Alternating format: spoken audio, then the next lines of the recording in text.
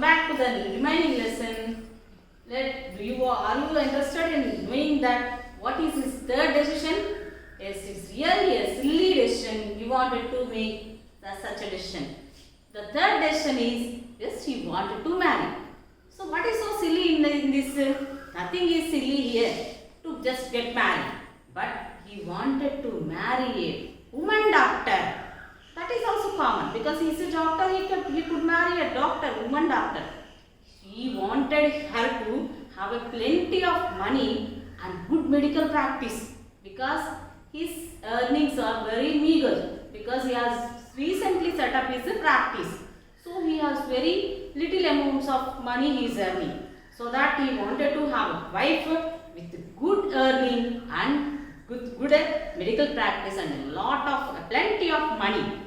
And not only that, and what is the other is, he thought that she should be fat.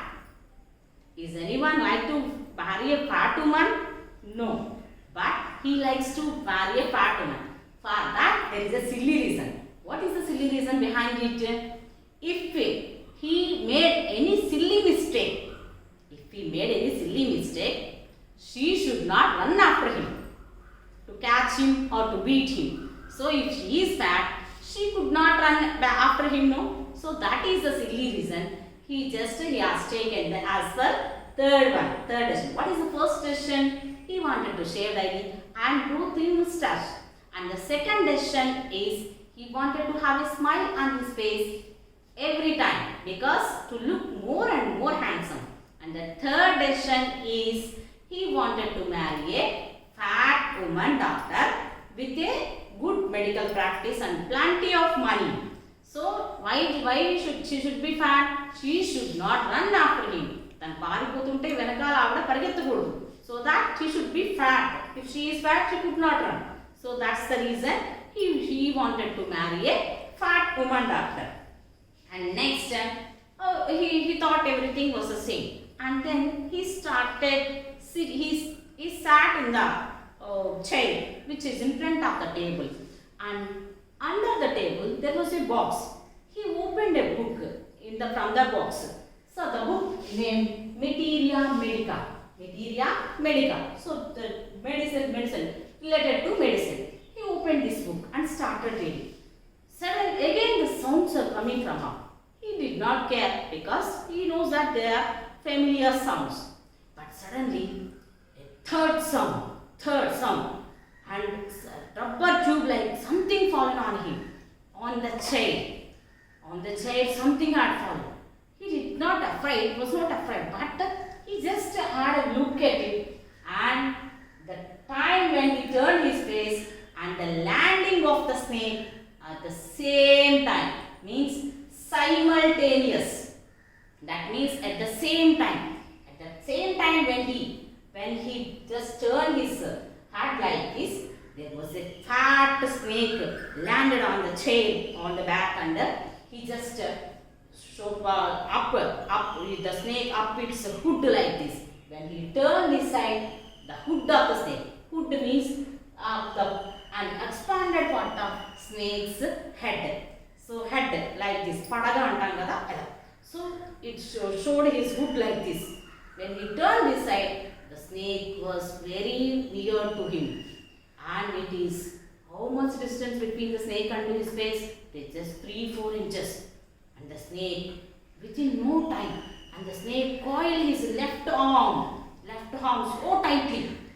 He could not. What should we do if we see the snake? We'll run, we'll scare about and we'll run, we'll shout first. But he did not run. He used his common sense, used his humor. He did not run. He did not move from there. He just like a stone image, like a statue like a stone image. He did not even move a single inch also.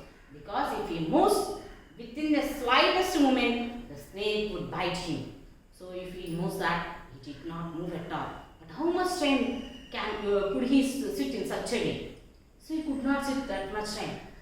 But he was thinking, what did I do? Did I do any mistake? If I do any mistake, the God had given me such a punishment. Oh God, he thought in his heart. Not only he did not really speak out, utter a word also. He thought in his heart that, oh God, but the snake was there only. It was not at all moving. And he was at the serious condition also. He was thinking that, so if the snake really bites me, which medicine should I take? Can any one of us think in such a way? We will afraid, we will scare, and in that moment, so we will become unconscious and we are unable to think anything. But the doctor thought it, and if the really snake bites me, which medicine should I take? So I am a silly and foolish doctor. Poor, not only poor, but foolish doctor. That there is no medicine in my room. So what should I do? And not only with that, he has thought some other things also about the snake. So what is the sex of the snake? That means, does it belong to, is it a male snake or female snake? Does anyone think in such a way in the serious condition about the snake? No, no one can think. But this is a humor. At that time also he could think humorously. Suddenly, really God helped him in such a way. The snake, which was like this, already it was coiled very tightly. He felt that like a molten rod. Molten means ఒక వేడి rod కనుక చుట్టితే ఎలా ఉంటుందో అంత చాలా tight feel అవుతున్నాడు. His hand was paining. He was unbearable with the pain. But suddenly, really God given him a gift, and the snake turned his hood towards the mirror. When he saw its reflection in the mirror, the just started uncoiled from his hand and just slithered down from his laps. Means he was sitting, no? So from his laps, he just went to the table, and the snake stood on the table like this and started seeing in the mirror its own reflection. Started seeing in its own reflection. What should the snake see? Its own reflection, seeing the own reflection. What should the snake think? Whether it does have vermilion spot. So vermilion spot means a bright red spot. Snake, on snake's hood we can see some spots also, like cobra. So such spots, or else does it want to have any mascara, eyelashes? All these things he was thinking about the snake. What was his condition? What was he thinking of? He was thinking of the snake, whether it has any mascara. Mascara means any the makeup kit, makeup material which used for eyes. So does that snake want a mascara, eyelashes for eyelashes, or vermilion spot, whatever it is? So the doctor thought at this time also in such a way. Luckily, the snake slithered, moved. Slithered means moved by crawling, from him, and stood on the table like this. It was looking into the mirror. This is the time for him. Now he became man of flesh and blood. Till now he was like a stone image, sat like this. Now he became like a man of flesh and blood. Slowly, without making any noise, slowly stood from that chair, and he started running. At the same time, started running, jumped from there and started running. Started running from there, jumped first one jump from the room to the outside, and started running from there till he reached his friend's room. He did not stop running. All the doctors who are listening to the story, like this, a relief, a sigh of relief, they relief. And what happened, doctor? What when after you go home, next day when you come, did you see the snake? No. As soon as he reached the friend's room, first of all he changed his dress and smeared, means applied oil, and took bath and changed into the fresh clothes.